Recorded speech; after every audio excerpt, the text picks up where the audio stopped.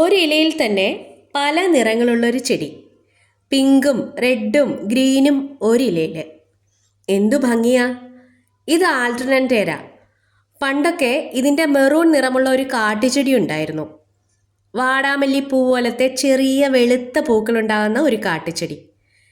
അതിൻ്റെ പൂവിനെ ഞങ്ങൾ മൊട്ടുകമ്മൽ പൂവെന്നാണ് വിളിച്ചിരുന്നത്. ഇതിലും അത്തരം പൂക്കളാണ് പിടിക്കുന്നത്. അതിൻ്റെ ഒരു വെറൈറ്റി ചെടിയാണിത്.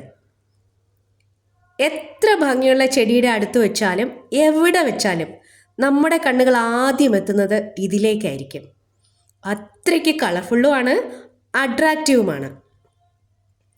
ഇതിൻ്റെ കമ്പ് കുത്തിവെച്ച് പെട്ടെന്ന് വേര് പിടിപ്പിക്കാം. പ്രത്യേക കെയറിങ് ഒന്നും വേണ്ട. ഒരു കാര്യം മാത്രം ശ്രദ്ധിച്ചാൽ മതി. നല്ല നീർവാർച്ചയുള്ള മണ്ണായിരിക്കണം.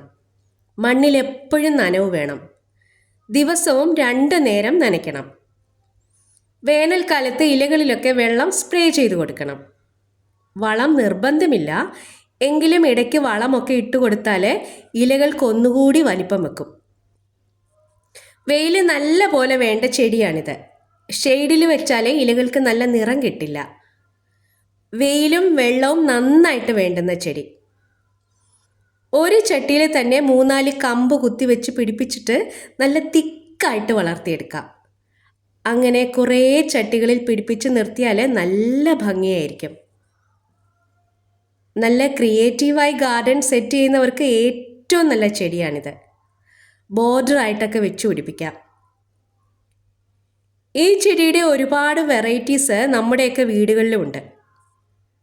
പല പാറ്റേണിലുള്ള ഇലകളാവും അവയൊക്കെ. എങ്കിലും അവയിലൊക്കെ വെച്ച് ഏറ്റവും കളർഫുള്ളും അട്രാക്റ്റീവും ഇതിനായിരിക്കും.